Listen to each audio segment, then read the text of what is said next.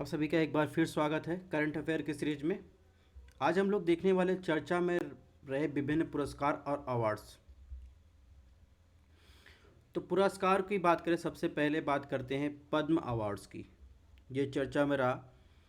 चलिए इसके बारे में थोड़ी जानकारी लेते हैं, बैकग्राउंड ऐतिहासिक पृष्ठभूमि की बात कर लेते हैं, क्योंकि क्वेश्चन ऐसे ही पूछे जाएंगे।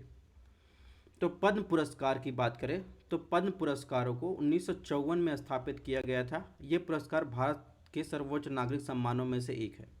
इसकी घोषणा गणतंत्र दिवस की पूर्व संध्या पर की जाती है। 1978, 1979, 1993 से 1997 के दौरान आए कुछ व्यवधानों को छोड़कर तो ये पुरस्कार हर साल प्रदान किए जाते हैं। ये पुरस्कार किसी टाइटल उपाधि के सूचक नहीं होते हैं। इन्हें नाम के आगे पीछे उपयोग नहीं किया जा सकता है। श्रेणियों की बात करें तो पद्म विभूषण असाधारण और विशिष्ट सेवाओं के लिए दिया जाता है। पद्म भूषण उच्च स्तर की विशिष्ट सेवाओं के लिए दिया जाता है। पद्मश्री की बात करें तो पद्मश्री विशिष्ट सेवा के लिए दिया जाता है। अगर सिफारिशों और नामांकन की बात करें तो ये पुरस्कार पद्म पुरस्कार समिति द्वारा की गई सिफारिशों के आधार पर प्रदान किए जाते हैं। हालांकि स्वनामांकन भी किया जा सकता है। डॉक्टरों, वैज्ञानिकों को छोड़कर सरकारी कर्मचारी इन पुरस्कारों के लिए पात्र नहीं हैं। ये पुरस्कार ऐसे सभी विषयों गतिविधियों में उपलब्धियों को मान्यता देते हैं जिनमें सार्वजनिक सेवा का तत्व शामिल होते हैं। एक वर्ष में दिए जाने वाले पुरस्कारों की कुल संख्या, जिसमें मरणोत्तर और उपरांत पुरस्कार एनआरआई विदेशी ओसीआई को छोड़कर 120 से अधिक नहीं होनी चाहिए। यानी 120 पुरस्कार दिए जा सकते हैं। इन सब को छोड़ दे तो पुरस्कार विजेताओं को राष्ट्रपति द्वारा हस्ताक्षरित एक सनद प्रमाण पत्र, जिसे कहते हैं, एक पदक प्रदान किया जाता है। इसके तहत कोई नगद पुरस्कार शामिल नहीं होता है। तो ये बातें आपको कुछ पद्म पुरस्कार के बारे में ध्यान रखना है।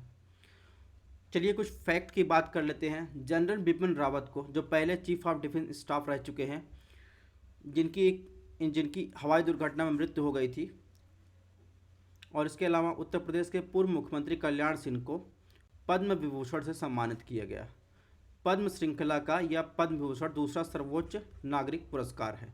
इसके अलावा 6 पद्म विभूषण, 9 पद्म भूषण और इसके अलावा 91 पद्मश्री पुरस्कार शामिल हैं, जो कुल पुरस्कार दिए गए थे। पुरस्कार पाने वाले की सूची में 19 जो हैं महिलाएं हैं, और विदेशी एनआरआई पीआईओ ओसीआई श्रेणी के 2 व्यक्ति और 7 मरणोपरांत पुरस्कार पाने वाले शामिल हैं। पद्म पुरस्कारों के लिए चयनित राजस्थान के 4 विभूतियों में मूलचंद लोढ़ा, लक्ष्मण सिंह, अहमद हुसैन, मोहम्मद हुसैन को संयुक्त रूप से शामिल किया गया।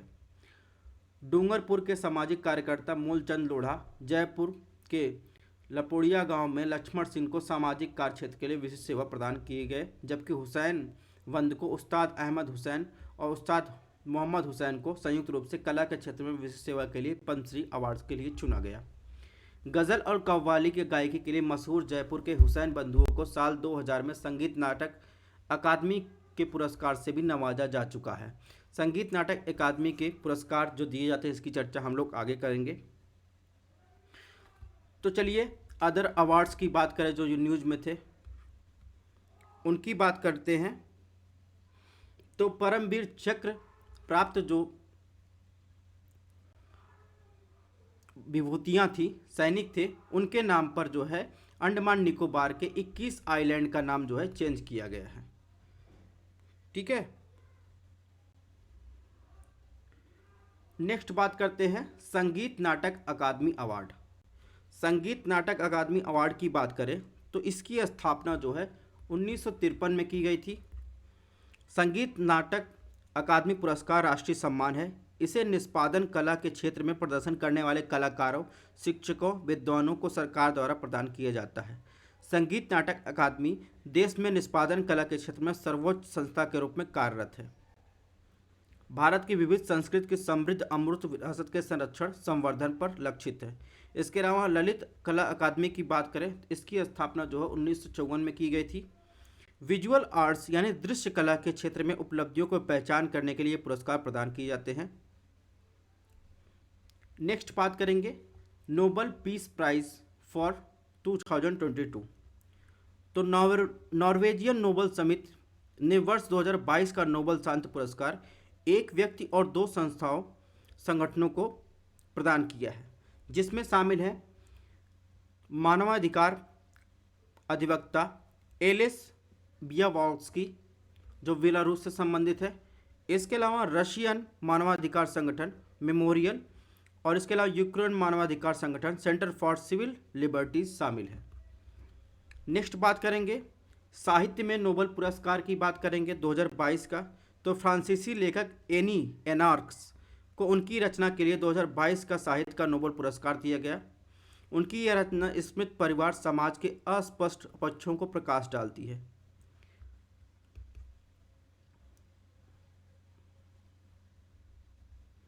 इसके अलावा ये तो लिटरेचर की बात हो गई, और ये साहित्य नोबेल पुरस्कार जो है ये स्वीडिश अकादमी स्टॉकहोम स्वीडन द्वारा प्रदान किया जाता है। रविन्द्रनाथ टैगोर को 1913 में साहित्य में नोबेल पुरस्कार जीतने वाले पहले भारतीय गैर यूरोपीय सदस्य थे। अब बात करते हैं UNHCR नॉनसेंस शरणार्थी पुरस्कार 2022 की। तो ये किसे दिया गया? ये एंजेला मार्केल को दिया गया, और ये पुरस्कार जो है 1954 में स्थापित किया गया। ठीक है। इसके अलावा बात करते हैं यूनेस्को का फेलिक्स हैफिलेट बोंगरी शांति पुरस्कार। इसे जर्मनी की पूर्व चांसलर एंजेला मार्केल को शरणार्थियों के स्वागत के प्रयासों के लिए यूनेस्को के फेलिक्स हैफिलेट बोंगरी शांति पुरस्कार 2022 से सम्मानित किया गया। नेक्स्ट बात करेंगे यूनेस्को मदनजीत सिंह पुरस्कार।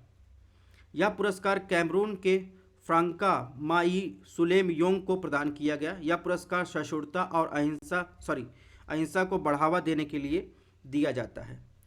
यह व्यक्तियों या संस्थानों को कला, शिक्षा, संस्कृति, विज्ञान, संचार के माध्यम से अनेक असाधारण योगदान के लिए हर 2 साल में दिया जाता है। यूनेस्को का मदनजीत पुरस्कार।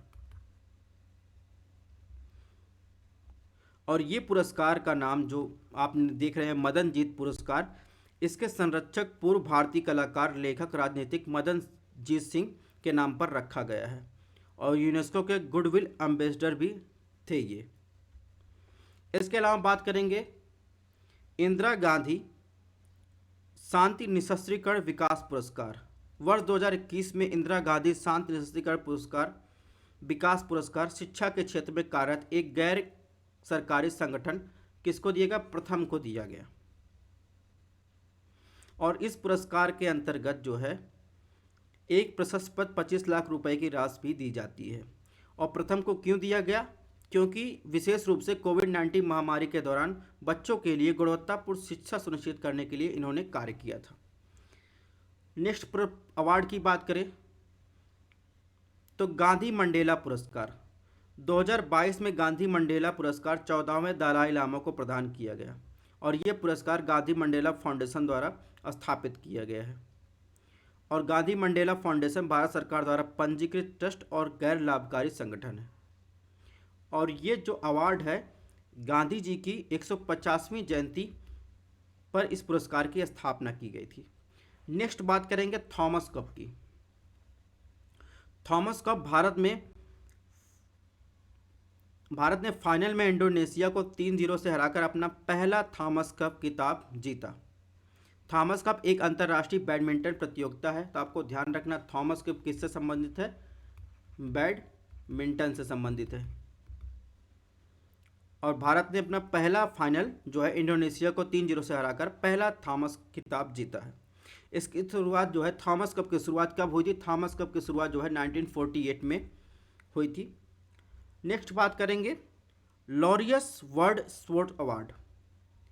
इसे जो है मैक्स वेरस्टेपन फार्मूला 1 और एलेन थॉम्सन हेरा एथलीट्स को क्रमशः लॉरियस वर्ल्ड स्पोर्ट्समैन और sports women of the year 2021 के लिए नामित किया गया। ठीक है, तो इस प्रकार जो है ये हमारे कुछ अवार्ड्स थे और प्राइज थे, उसके बारे में हम लोगों ने चर्चा कर ली। Thanks for watching. इसकी पीडीएफ आपको हमारे Telegram channel study on IAS पर मिल जाएगी, आप वहाँ से डाउनलोड कर सकते हैं या फिर ये चैनल स्कैन कर सकते हैं। अगर आपको क्लासेस पसंद आ रहे चैनल को सब्सक्राइब लाइक भी कर सकते हैं। तो आज हमारा एंड हो चुका है आर्ट एंड कल्चर अवार्ड, जितने भी न्यूज़ थे सब कुछ एंड हो चुका है। मिलते हैं नेक्स्ट क्लास में किसी नए टॉपिक के साथ।